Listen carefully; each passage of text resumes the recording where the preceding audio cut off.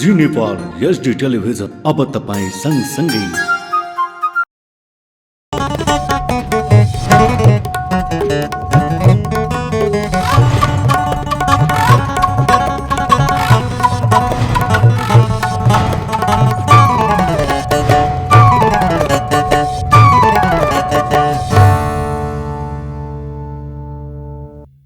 नमस्कार, जी नेपाल न्युजमा यहाँलाई स्वागत छ। म करुणा। सुरु गरौं प्रमुख समाचारका शीर्षकहरूबाट।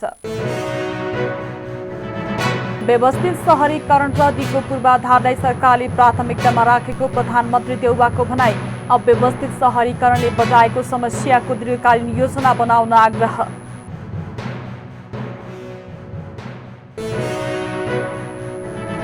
मङ्सिरमा हुने चुनावपछि मुलुक नयाँ कोर्समा जाने शहरी विकास मन्त्री चौधरीको भनाई। संविधान विरोधी तत्त्वहरूबाट देश बचाउन सबै पार्टीहरू एकजुट हुनु परेको जिकिर।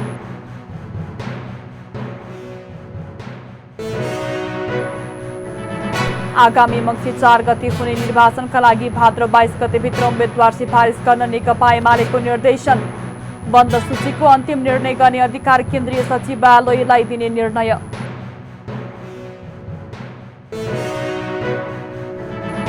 समुद्रमा जैविक विविधता संरक्षणका लागि सम्झौता गर्न संयुक्त राष्ट्र संघ फेरि पनि असफल।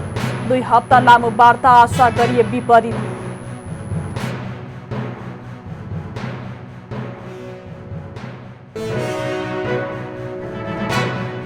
र 9 राष्ट्रिय खेलकुद अन्तर्गत रग्बी खेलमा सहभागी हुने खेलाडी छनौट। प्रदेश स्तरमा भने खेलाडी छनौट भदौ 16 देखि सञ्चालन हुने।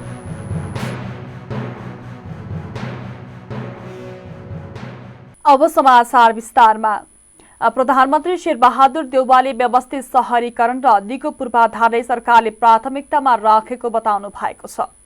शनिबार संघीय सरकारले बुटवल उपमहानगरपालिका 8 रामनगरमा निर्माण गरेको अन्तर्राष्ट्रिय सम्मेलन केन्द्रको उद्घाटन गर्दै प्रधानमन्त्री देउवाले सुविधा सम्पन्न शहरी विकास र पूर्वाधारले आर्थिक विकासमा समेत सघाउने भएकाले सरकारले व्यवस्थित शहरीकरण र दिगो पूर्वाधारलाई प्राथमिकतामा राखेको बताउनु भएको हो।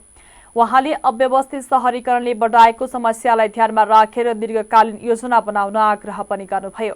उहाँले संघीय शासन प्रणाली भएसँगै यसलाई दिगो बनाउन शहरीकरणमा निश्चित मापदण्ड बनाएर अगाडि जानुपर्ने, शहरी पूर्वाधारलाई व्यवस्थित बनाउनु पर्ने अबको योजना रहेको जानकारी दिनुभएको छ।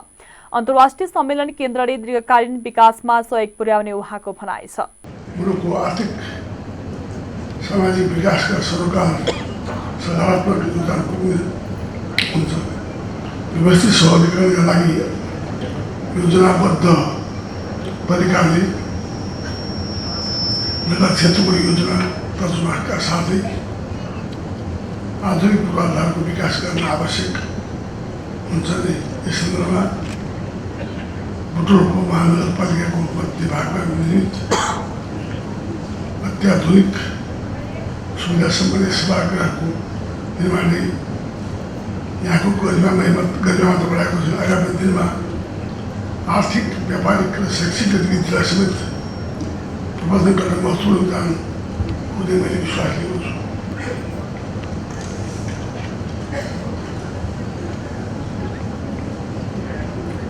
आज मुलुकमा करिब 2/3 जनसङ्ख्या सहरी क्षेत्रमा बसोबास गर्न थालेको परिप्रेक्ष्यमा मुलुकको दिगो द्रुत विकासका लागि व्यवस्थित शहरीकरणको ठुलो महत्त्व रहेको छ। नेपालले दोस्रो वर्षदेखि नै व्यवस्थित शहरीकरणका लागि विभिन्न प्रयासहरू गर्दै आएको भए तापनि अझै पनि हाम्रा अधिकांश सहरहरू योजनाबद्ध तरिकाले बनेका छैनन्।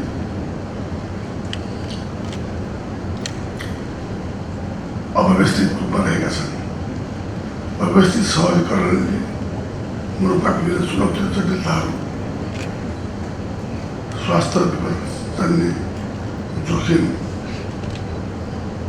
र विभिन्न सामान्य विकृतिहरू निम्त्याइ रहेका पनि छन्। यसलाई नियन्त्रण गर्न सुनियोजित सुन्दर र स्वच्छ सहरको विकास हामीले जोड्न आवश्यक छ।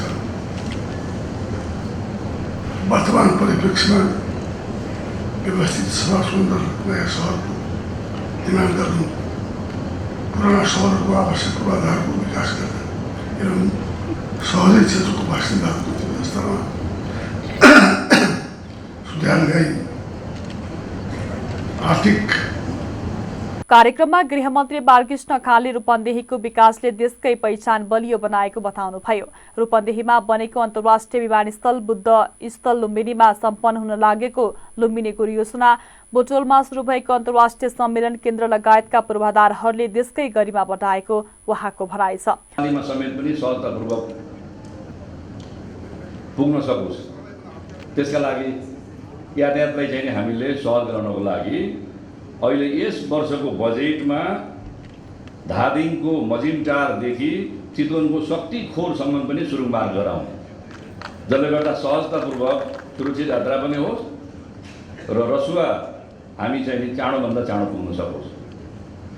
त्यहाँले म समस्त देशका उद्योगी व्यवसायहरूलाई आग्रह गर्न चाहन्छु, यदि यो भूभागमा तपाईँहरूले नयाँ नयाँ उद्योग स्थापना गर्नुभयो भने त्यो उद्योगबाट उत्पादित सामग्रीहरू देशभरि पुर्याउनका लागि र अन्तर्राष्ट्रिय बजारमा पुर्याउनको लागि पनि सुरक्षित र सहज यात्रा र किफायती ट्रान्सपोर्ट हुन सकोस् भन्ने चाहिँ सरकारको ध्यान भएको छ।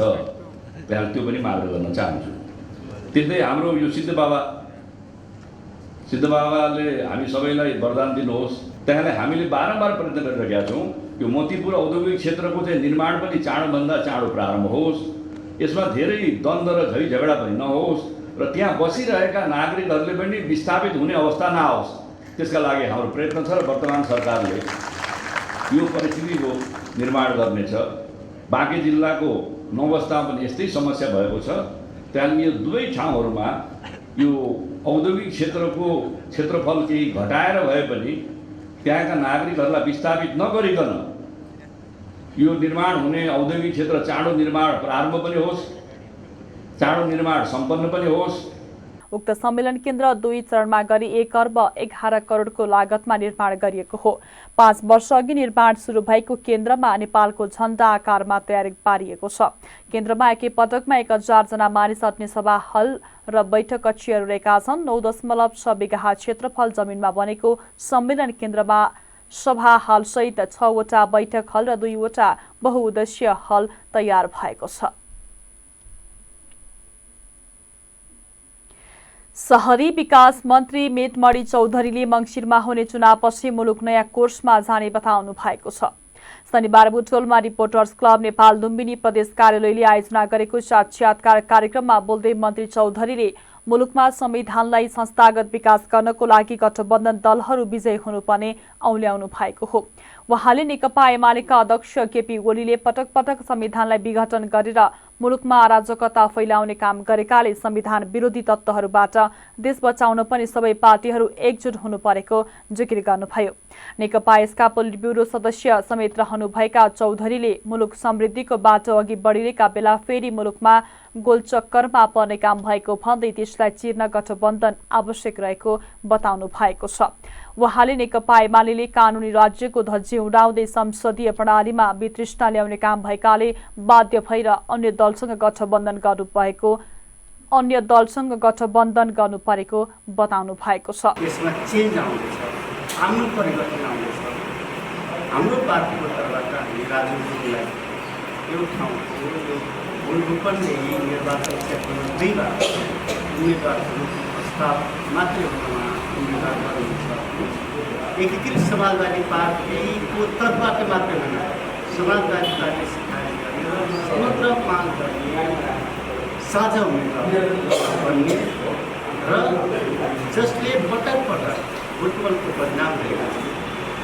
कहिले बालुवाटार जमिनसँग जोडिएर, कहिले अनेक गलत मान्छेहरूसँग साथगात गरेर, अहिले त्यस्ता व्यक्तिहरूको पश्चाताप भन्दैछ।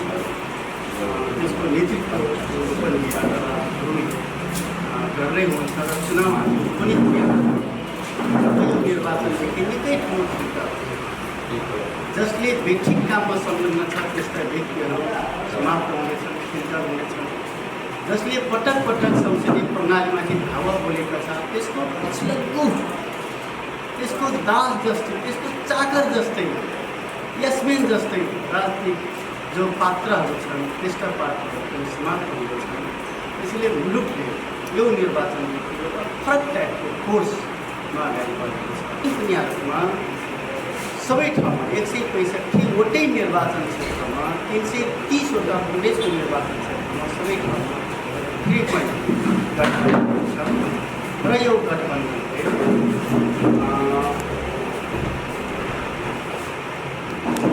एक खालको मुलुकमा नयाँ कोर्सको सिर्जना गर्छ। एउटा दल एउटा पार्टी मै म भन्दा पनि हामी भन्ने मनोविज्ञानलाई संस्थागत विकास गर्छ। त्यो उबाट बढ्छ र संविधान विरोधी कानुन विरोधी जो छ त्यो शक्ति त्यसको राजनीतिक दल त्यसका व्यक्ति। मन्त्री चौधरीले शहरी नीति विकास 2064 पारित गर्ने तयारीमा रहेको बताउँदै जनतालाई उपभोक्ता मार्फत विकास निर्माणका काममा जोडेर अगाडि जाने नीति सरकारको रहेको बताउनुभयो। रूपन्देही क्षेत्र नम्बर 2 मा विष्णु पौडेलसँग नेकपा यसका नेता राजु गुरुङ भिड्ने बनाउँदै यो निर्वाचनबाट गठबन्धन विजय हुने दावी गर्नु भएको छ। सञ्चार तथा सूचना प्रविधि मन्त्री ज्ञानेन्द्र बहादुर कार्कीले सत्ता गठबन्धन व्यवस्थित एवं प्रभावकारी ढंगले अघि बढ्ने बताउनु भएको छ।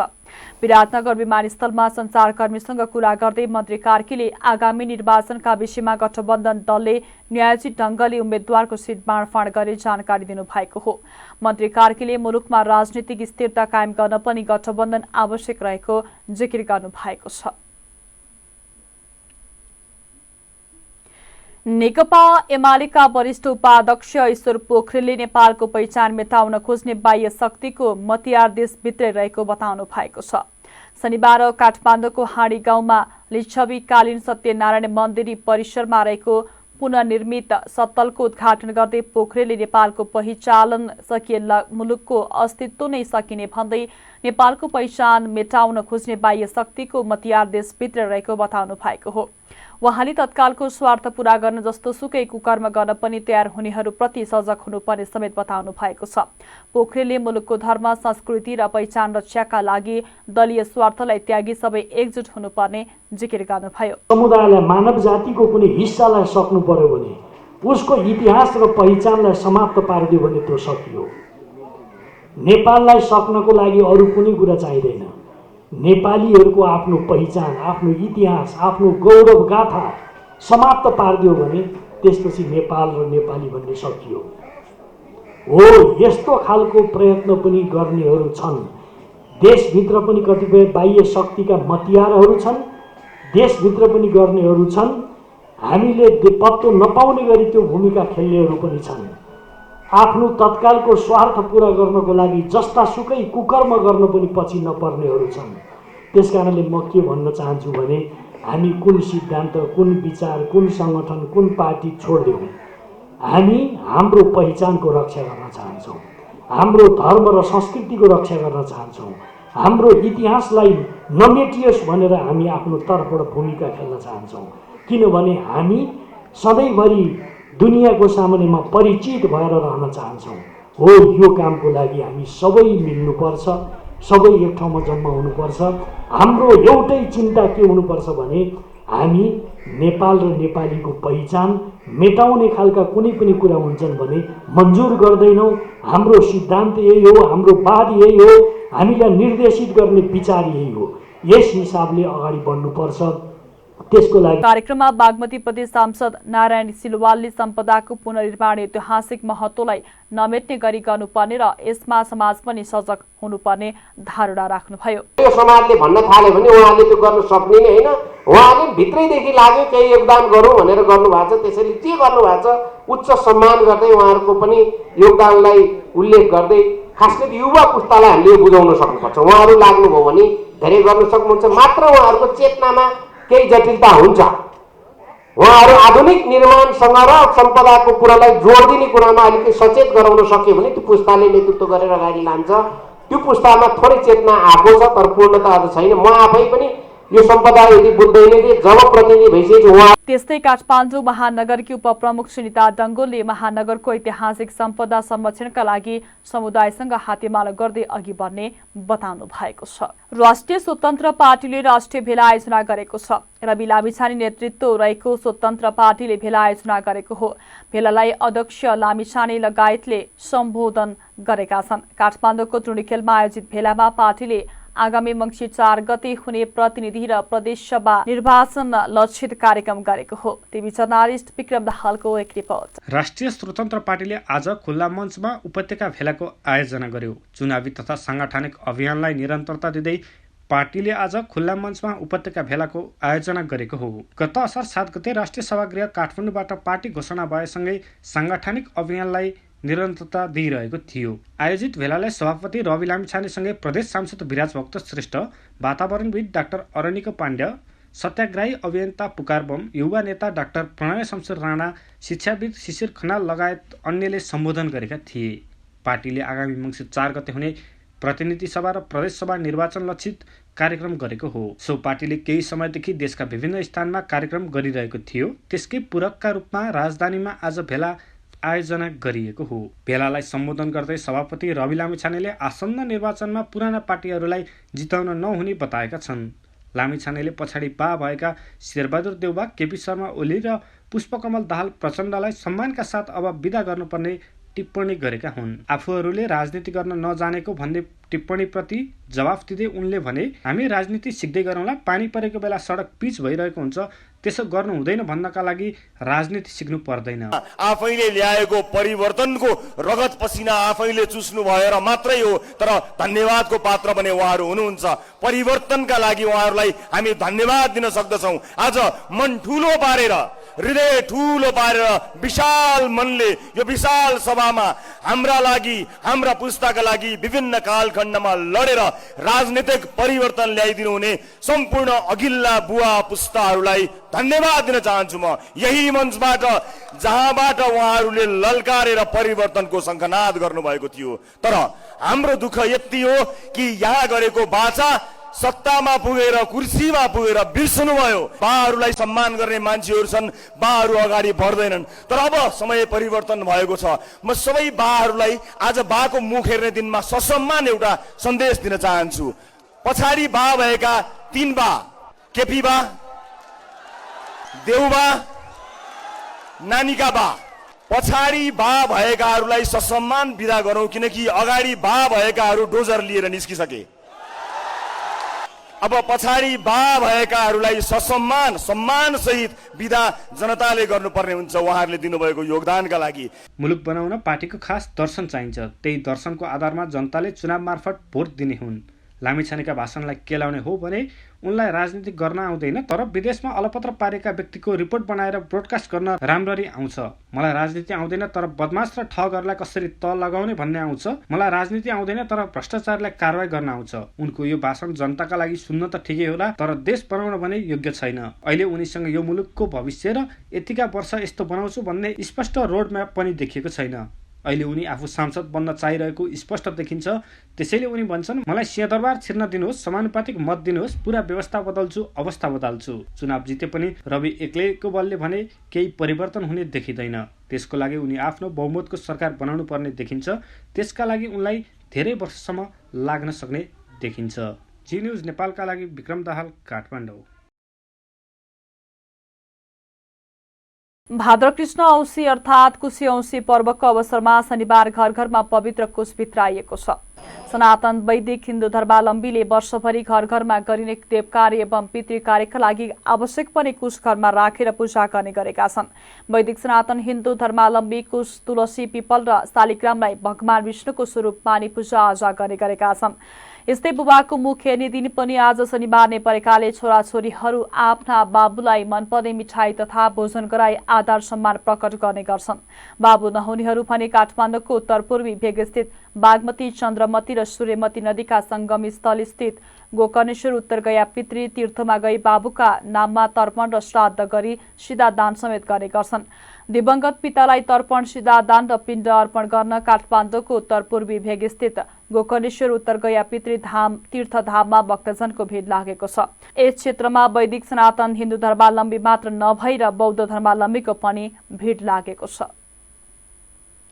हरितालिका 30 पर्वका अवसरमा पशुपतिनाथ मन्दिर दर्शन गर्न आउने भक्तजनले मूल मन्दिर र त्यस परिसरको तस्बिर खिचेमा नगद जरिवाना गरिने भएको छ। पछिल्लो समय तस्बिर खिच्ने काम बढ्न थालेपछि नगद जरिवाना सहित कारबाही गर्न लागि पशुपति क्षेत्र विकास कोष संस्कृति संरक्षण महाशाखाका प्रमुख गौरीशंकर पराजुलीले जानकारी दिनुभएको छ। गर्भगृहको तस्बिर खिचेमा 2100, मुख्य मन्दिरको तस्बिर खिचेमा 1100 र मूल मन्दिर परिसरको तस्बिर खिचेमा 500 जरिवाना गर्न लागि कोषले जनाएको छ। नेपालमा थप 173 जनामा कोरोना संक्रमण पुष्टि भएको छ। देशभर गरेको 643 पीसीआर परीक्षणका क्रममा 65 जना र 2196 एन्टिजेन परीक्षणका क्रममा 108 जनामा कोरोना संक्रमण पुष्टि भएको छ। कोरोनाका कारण शनिबार पनि कसैको मृत्यु नभएको स्वास्थ्य मन्त्रालयले जनाएको छ। त्यस्तै थप 396 संक्रमित निको हुँदा हालसम्म नेपालमा 9,81,059 जना निको भएका छन्। हाल नेपालमा 3,612 सक्रिय संक्रमित आइसोलेसनमा रहेको स्वास्थ्य मन्त्रालयले जनाएको छ। नेकपा एमाले आगामी मङ्सिर 4 गते हुने निर्वाचनका लागि भाद्र 22 गतेभित्र उम्मेद्वार सिफारिस गर्न निर्देशन दिएको छ। शनिबार ललितपुरमा सम्पन्न एमाले केन्द्रीय कमिटी बैठकले आगामी प्रदेश सभा र प्रतिनिधि सभा निर्वाचनका लागि भाद्र 22 गतेभित्र उम्मेद्वार सिफारिस गर्न निर्देशन दिएको छ। प्रतिनिधि सभाका लागि सम्बन्धित प्रतिनिधि सभा क्षेत्र समन्वय कमिटी र प्रदेशका लागि सम्बन्धित प्रदेश सभा क्षेत्र समन्वय कमिटीबाट उम्मेद्वारको सिफारिस गर्न निर्देशन दिएको एमाले प्रचार विभाग प्रमुख पृथ्वी सुब्बा गुरुङले जानकारी दिनुभएको छ। उहाँले समानुपातिकतर्फ एकपटक अवसर पाइसकेकालाई नदोर्याइने र न्यायोचित वितरण प्रणालीलाई ध्यान दिने बताउनुभयो। त्यस्तै बैठकले उम्मेद्वार चयनको मापदण्ड पनि पारित गरेको छ, जसमा पार्टी नीति र कार्यक्रमप्रतिको प्रतिबद्धता, लोकप्रियता र विजयको सुनिश्चित, पार्टीप्रतिको निष्ठा र आन्दोलनमा योगदान, सन्तुलन र समावेशिता तथा निर्वाचन कानुन बमोजिमको योग्यता भएको हुनुपर्ने गुरुङले बताउनु भएको छ। त्यस्तै बैठकले निर्वाचनका सम्बन्धमा विशेष प्रस्ताव पारित गर्दै उम्मेद्वारहरूको मनोनयन र बन्द सूचीको अन्तिम निर्णय गर्ने अधिकार केन्द्रीय सचिवालयलाई दिने निर्णय गरेको छ भने औपचारिक मनोनयन पत्र दिन र उम्मेद्वारको बन्द सूची पेश गर्न केन्द्रीय कमिटिको तर्फबाट पार्टीका अध्यक्ष एवं दलका नेता केपी शर्मा ओलीलाई अख्तियारी दिने निर्णय गरेको छ। बैठकले पार्टी अध्यक्ष ओलीको राजनीतिक प्रतिवेदन सुझावसहित पारित गरेको छ। बैठकले आसन्न निर्वाचनलाई ध्यानमा राखी युवा कार्यकर्ता केन्द्रीय निर्वाचन परिचालन बुथ कमिटी गठन गर्ने निर्णय गरेको छ। त्यस्तै पार्टीलाई बहुमतमा पुर्याउन आवश्यक पर्ने 6% मत वृद्धिका लागि हरेक पार्टी सदस्यले नयाँ 2 भोट थप्ने र 5 भोट संरक्षण गर्ने नीति आम रूपमा अघि बढाउने निर्णय गरेको प्रचार विभाग प्रमुख गुरुङले बताउनुभयो। माथि कमिटीका सदस्यहरूले 9वटा समूहमा अलग अलग रहेर छलफल गर्नुभयो। समूहबाट प्राप्त उपयुक्त सुझावलाई अध्यक्षद्वारा मनन गरी प्रस्तुत प्रतिवेदन पारित गरियो। केन्द्रीय आयोगको काम दोस्रो प्रस्ताव निर्णय हो। केन्द्रीय सल्लाहकार परिषद, केन्द्रीय अनुशासन आयोग, केन्द्रीय लेखा आयोग र केन्द्रीय निर्वाचन आयोगका अध्यक्षले आफ्नो आयोगको काम र अपेक्षाका बारेमा बैठकलाई जानकारी दिनुभयो। बैठकले उक्त जानकारीहरू ग्रहण गर्यो। 3. आसन्न प्रतिनिधि सभा तथा प्रदेश सभा निर्वाचनको सन्दर्भमा आगामी 2079 मङ्सिर 4 गते हुने प्रतिनिधि सभा र प्रदेश सभाको निर्वाचनका लागि उम्मेदवारहरूको सिफारिस प्रक्रिया र उम्मेदवार छनौट मापदण्ड देखाइ बमोजिम हुनेछ। क. उम्मेदवारको सिफारिस प्रक्रिया जिल्लाको सम्बन्धित प्रतिनिधि सभा निर्वाचन क्षेत्र समन्वय कमिटीको बैठकले प्रतिनिधि सभा सदस्यको उम्मेदवार सिफारिस गर्ने, एउटा मात्र निर्वाचन क्षेत्र रहेका जिल्लाहरूले जिल्ला कमिटीको बैठकबाट उम्मेदवार सिफारिस गर्ने, प्रदेश सभा सदस्यको उम्मेदवार सिफारिस पनि सोही बमोजिम सम्बन्धित निर्वाचन क्षेत्र समन्वय कमिटीको बैठकले गर्ने। गरिएको सिफारिसमा सम्बन्धित जिल्ला कमिटी र प्रदेश कमिटीले आफ्नो अन्य राय भए सो समेत उल्लेख गरेर सिफारिस गर्ने, सिफारिसमाथिको अन्तिम निर्णय केन्द्रले गर्ने। प्रत्येक निर्वाचन क्षेत्रबाट तोकिएको मापदण्ड पुरा गरेका कम्तीमा 1 जना महिलासहित 3 जना उम्मेदवारको नाम सिफारिस गर्ने। स्मरणीय छ, सिफारिस मात्र हो, अन्तिम निर्णय होइन। निर्णय नभएसम्म सिफारिसमा परेका कुनै पनि व्यक्तिले आफ्नो उम्मेदवारी पक्का भए जस्तो व्यवहार गर्न मिल्दैन।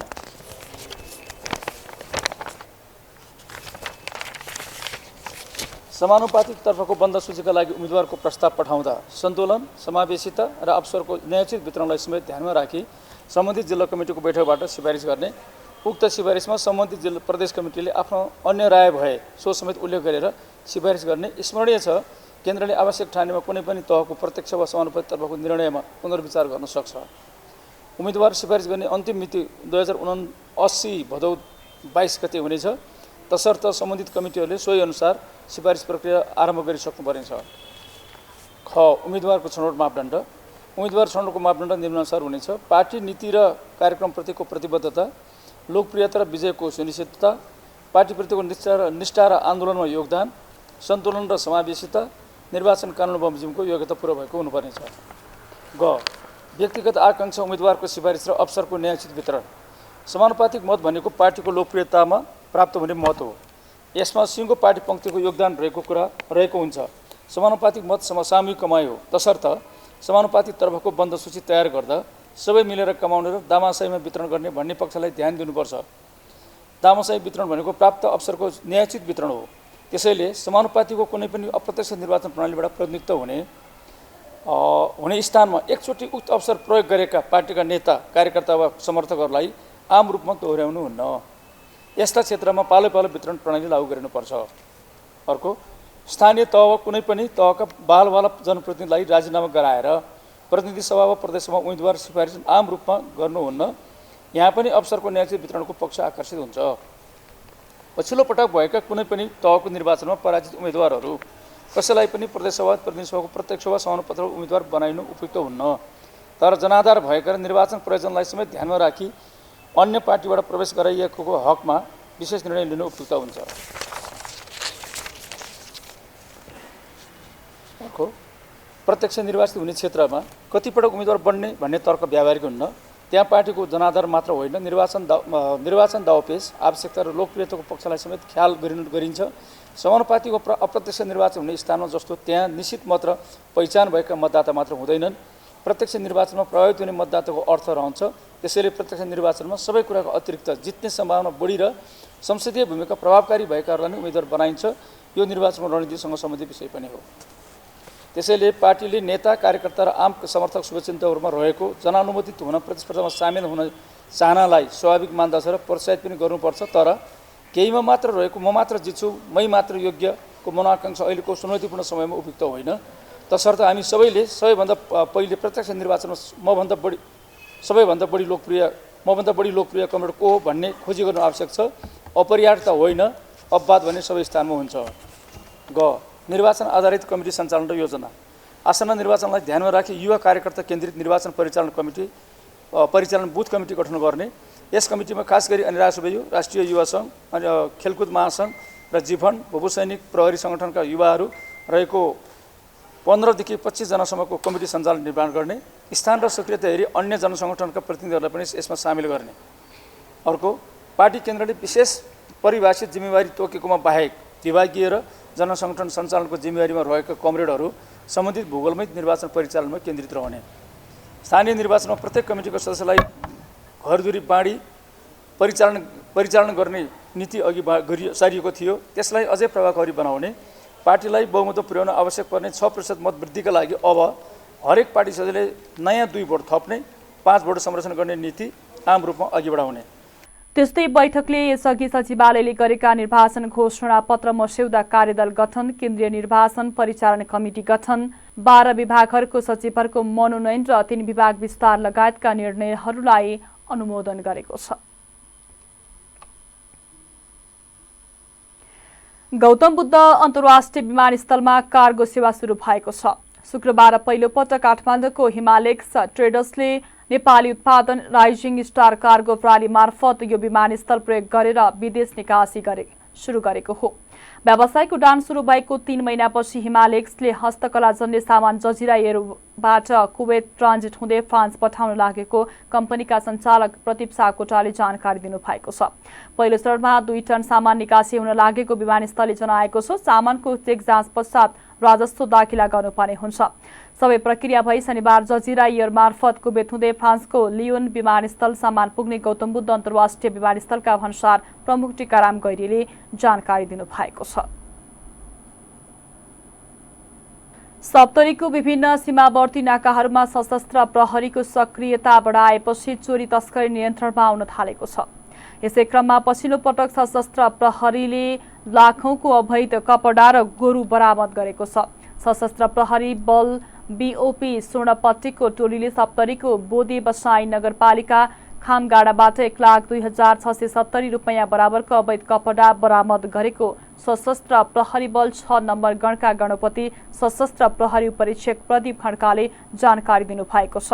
भारतबाट अवैध रूपमा भन्सार छलेर नेपालतर्फ ल्याउँदै गरेको अवस्थामा शंका लागि जाँच गर्दा अवैध कपडा बरामद भएको उहाँले बताउनु भएको हो। अब अर्थ समाचार। बिमाको पहुँच दिन प्रतिदिन बढ्दैछ, तर बिमा गरेर विषयमा छान्नेको संख्या पनि बढ्न थालेको छ। असारसम्ममा बिमितले 19 जीवन बिमा कम्पनीमा 81,860 बिमाले विषयमा छाडेका छन्। यो गत आर्थिक वर्षको तुलनामा 29.26% बढी हो। यसरी बिमालेख त्याग्दा 12 अर्ब 18 करोड 8 लाख रुपैयाँ बराबरको बिमालेख रकम समर्पण भएको छ। 77-78 असारसम्म बिमा गरेर निरन्तरता नदिने बिमितको बिमालेख संख्या 63,331 थियो। 78-79 असारसम्ममा विषयमा त्याग्नेको संख्या 18,529 पुगेको छ। हालसम्म कुल जनसंख्याको 27% बिमाको पहुँच पुगेको छ। समितिका अनुसार बिमा शुल्कले कुल गृहस्थ उत्पादनमा 3.58% योगदान पुर्याएको छ। गत वर्षदेखि बिमा गरेर कम्तीमा 3 वर्षसम्म निरन्तर वार्षिक प्रिमियम तिरेपछि मात्रै छोड्न पाउने नीतिगत व्यवस्था गरेको छ। अब अन्तर्राष्ट्रिय समाचार। संयुक्त राष्ट्र संघका सदस्य देशहरू समुद्रमा जैविक विविधताको संरक्षणका लागि सम्झौता गर्न फेरि पनि असफल भएका छन्। समुद्रमा जैविक विविधताको संरक्षणको लागि भएको 2 हप्ता लामो वार्ता आशा गरिए विपरीत सकिएको समाचार संस्था AFP ले जनाएको छ। न्युयोर्कमा रहेको संयुक्त राष्ट्र संघको मुख्यालयमा अगस्त 15 मा सुरु भएको बैठकबाट राष्ट्रिय क्षेत्राधिकार भन्दा बाहिरको समुद्री जैविक विविधताको संरक्षण र दिगो उपयोग सम्बन्धी सहमति जुट्नेमा धेरै आशावादी रहेका थिए। बढ्दो पर्यावरणीय र आर्थिक चुनौतीहरूलाई सम्बोधन गर्न सम्झौताका लागि सहभागीहरूले पहल गरे पनि अन्तर्राष्ट्रिय जल क्षेत्रमा आइपर्ने थुप्रै मुद्दाहरूलाई सम्बोधन गर्न नसकेका हुन्। यस्तो सम्झौताका लागि 15 वर्षदेखि भइरहेको प्रयासमा 4 वटा औपचारिक बैठक भइसकेका छन्। सम्झौता हुन नसक्नुमा अन्तर्राष्ट्रिय पानीमा आनुवंशिक साधनहरूको विकासबाट हुन सक्ने लाभ बाँडफाँडको विषय मुख्य रहेको छ। त्यहाँ औषधि तथा उपचारका वस्तुहरू फेला पार्ने आशा गरिएको छ।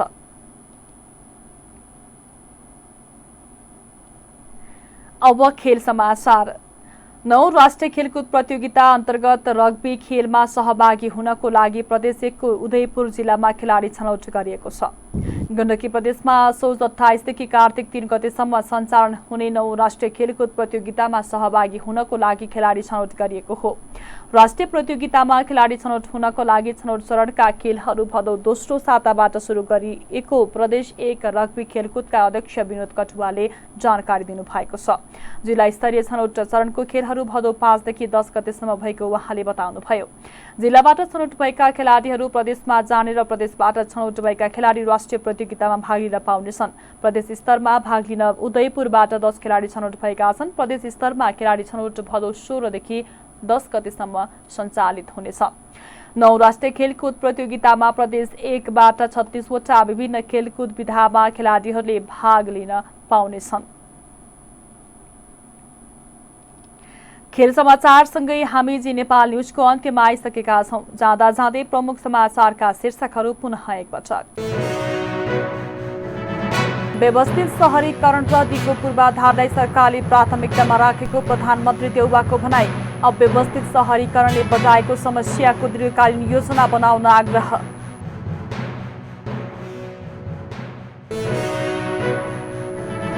मङ्सिरमा हुने चुनावपछि मुलुक नयाँ कोर्समा जाने शहरी विकास मन्त्री चौधरीको भनाई। संविधान विरोधी तत्त्वहरूबाट देश बचाउन सबै पार्टीहरू एकजुट हुनु परेको जिकिर।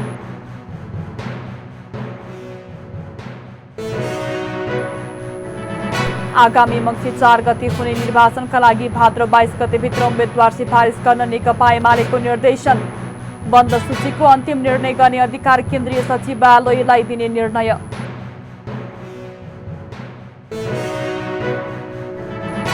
समुद्रमा जैविक विविधता संरक्षणका लागि सम्झौता गर्न संयुक्त राष्ट्र संघ फेरि पनि असफल। 2 हप्ता लामो वार्ता आशा गरिए विपरीत।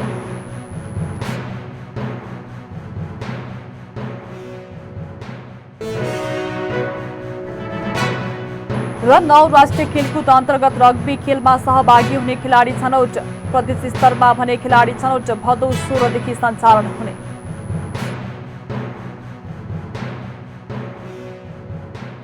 प्रमुख समाचारका शीर्षकसँगै अहिलेका लागि जी नेपाल न्युज यति नै। ताजा समाचार र मनोरञ्जनका लागि जी नेपाल एचडी टेलिभिजन हेर्दै रहनुहोला। नमस्कार।